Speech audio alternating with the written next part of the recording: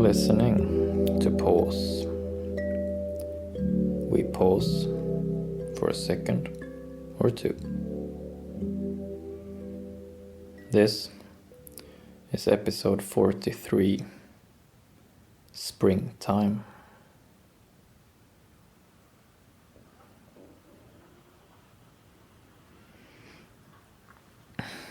In this podcast, from time to time, I will do an episode about the weather.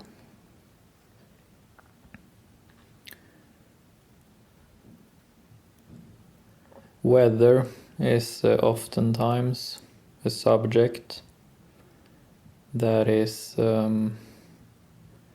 described as boring,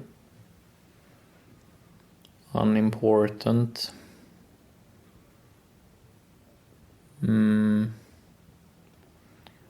or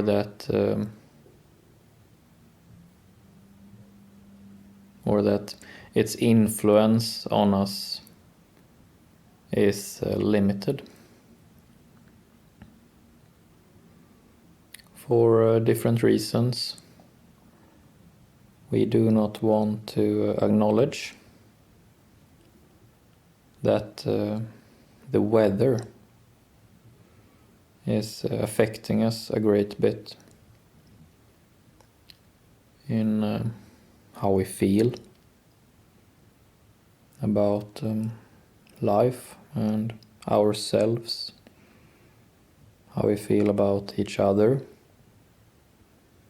and the weather highly impacts our decision making. What kind of decisions feels valid, or what decisions feel like good decisions.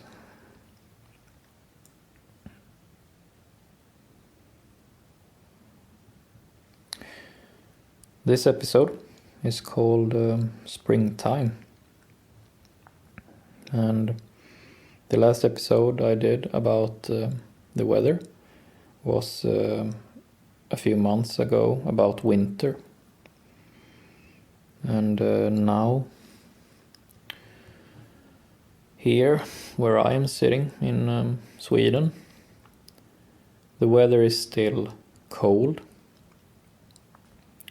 The temperatures have not risen that much.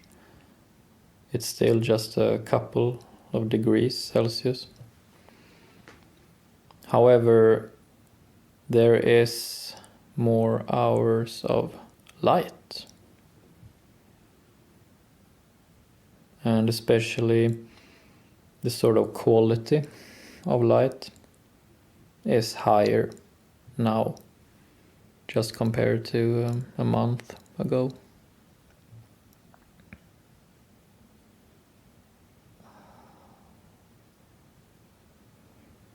So, to start out a bit technical,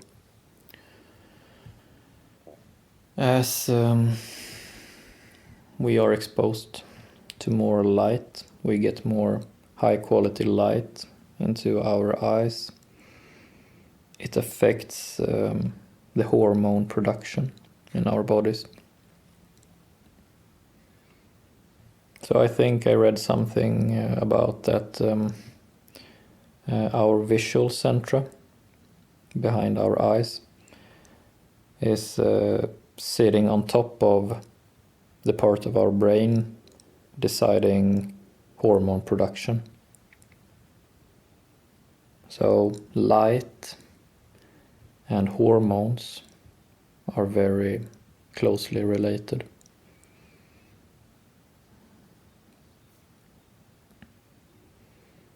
In extension, hormones highly influence how we feel about things, how we feel about life, and what life feels to be about for the moment.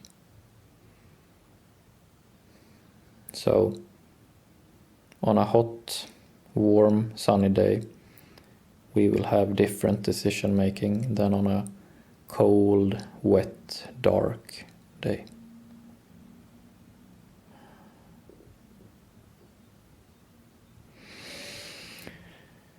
And now we have reached springtime, and this episode will be about some reflections about how springtime affects us, how spring weather makes us feel.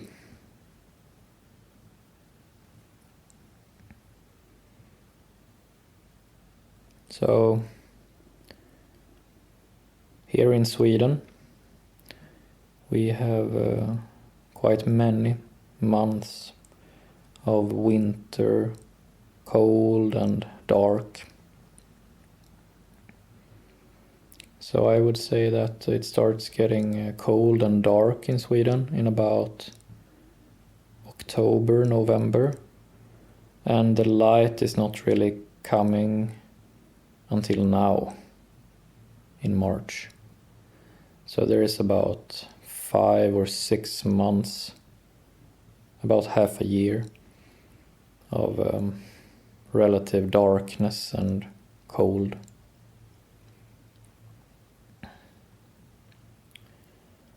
So now, in the early stages of spring, just now, as there is more light and there is a higher quality of light, but the temperatures have not yet risen. There is this sort of hungover feeling.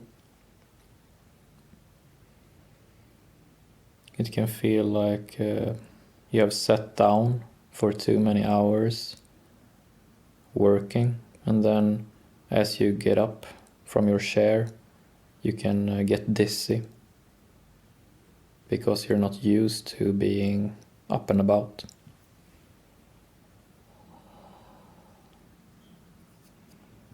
And emotionally, these early springtime stages is a bit like that. That the flow in our body, the hormones in our body, the emotions and intentions in our body has been somewhat stagnant during these winter months. And now, as the light is coming back, there is a lot of movement inside the body starting to come to life again.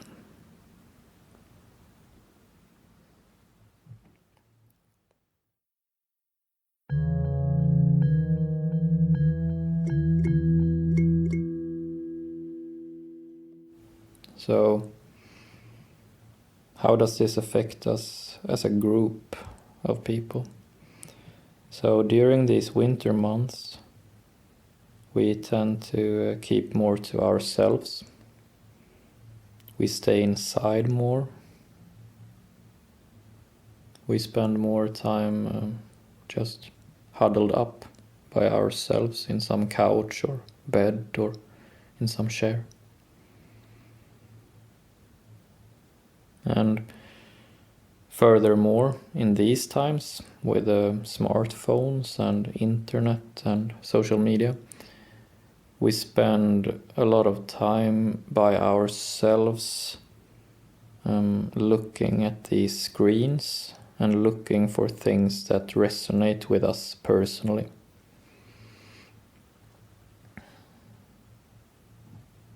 And then now, when the light comes, people raise their eyes from the screens, they get up, they put away the phone, and they go out. And then we meet with each other. And what I may have been looking at on my screen for these last 5 months maybe after the course of the 5 months, maybe some completely different material from what you have been looking at for these 5 months.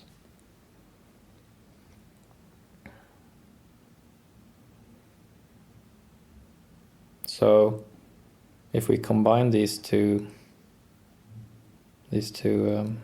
facts, so part of this dynamics is that our bodies are coming back to life and we feel that we want to engage more. But at the same time, the things I have been putting in to my mind during these winter months may differ vastly from what you have been putting in yourself. So I have this flow in my body who wants to connect with my environment and with you. And you have the same. You have this sort of bonding feeling that you want to bond or interact. But then there is this sort of simultaneous wish to bond, but simultaneously this sort of clash between what we have been looking at for this past time. So springtime emotionally and in our relationships, when we meet with one another, springtime is a lot about these ambivalences. We feel ambivalent towards each other. So we feel very strongly about some parts that we share, and we feel very strongly about some parts where we differ.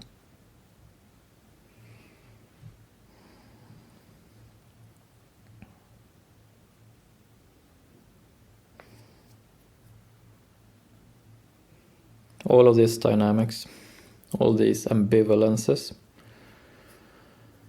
all this increased wish to connect with one another at the same time as that we do not feel the same about different things. All this demands a lot of energy from us. It's very tiring. It takes a lot of thinking on our part to sort of reach an image, an internal image that seems coherent to us. So in springtime, a lot in life can feel fragmented, like we have a hard time connecting different parts.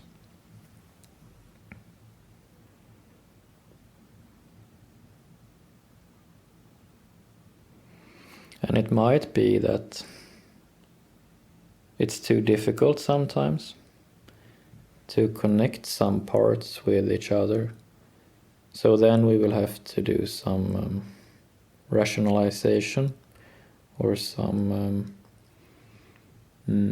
developing some bias of some sort to just, not be worn out completely. That it's too difficult to connect all the dots.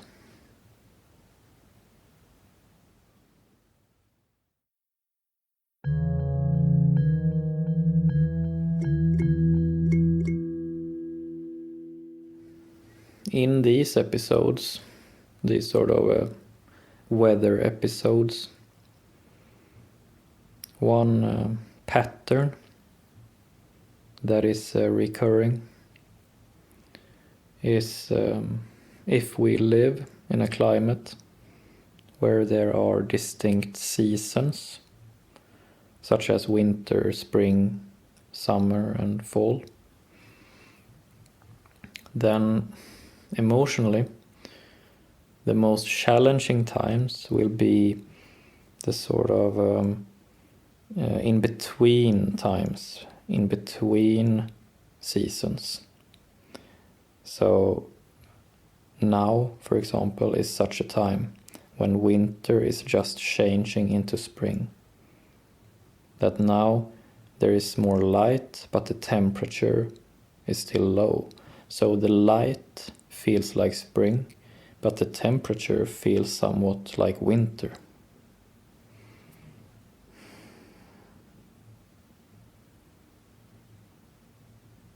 So oftentimes we are challenged in these shifts that often last a couple of weeks.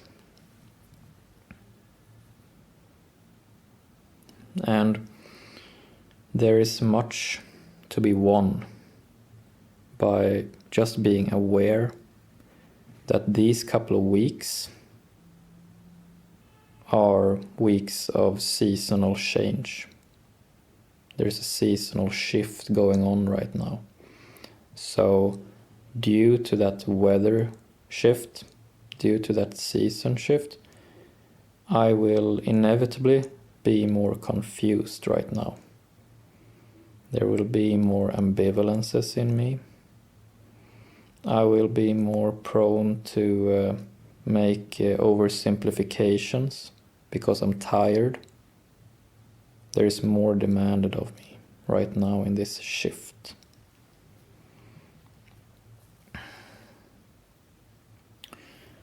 So as a general tip, I would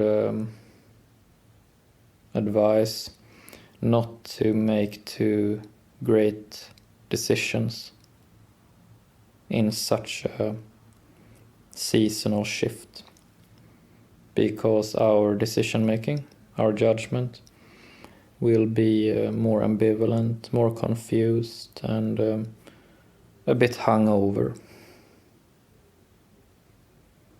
So if you have some large decision looming around the corner, if you are in this seasonal change, these couple of weeks when you can feel your body adjusting from one season to another, I would advise that you postpone this large decision a couple of weeks until you feel you have acclimated, more, gotten used to this new season.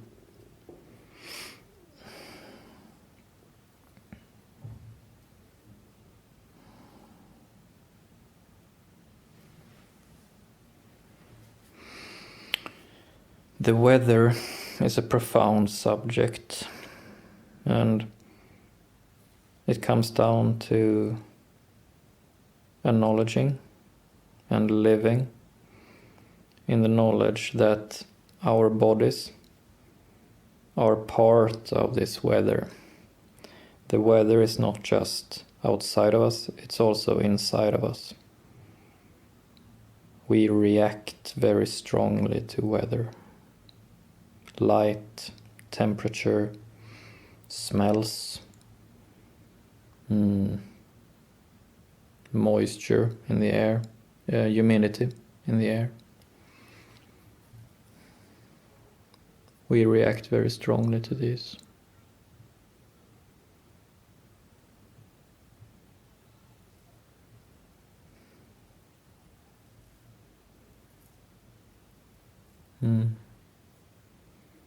So we have a universal skill called patterns, and I would argue that many of the patterns behind our emotional lives stems from weather.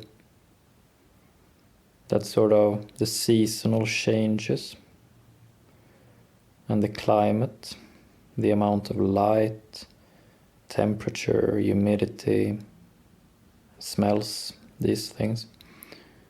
These changes, these patterns sort of trickle down throughout nature, throughout society, throughout our bodies, and affects our decision making.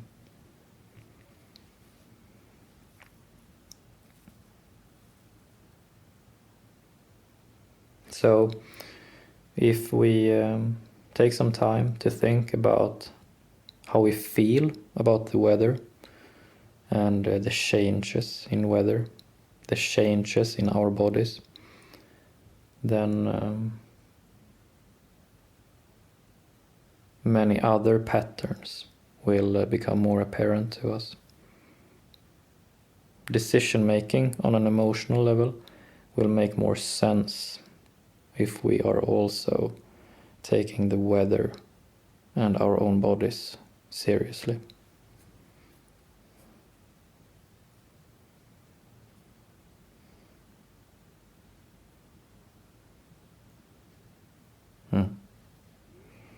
That's it for today.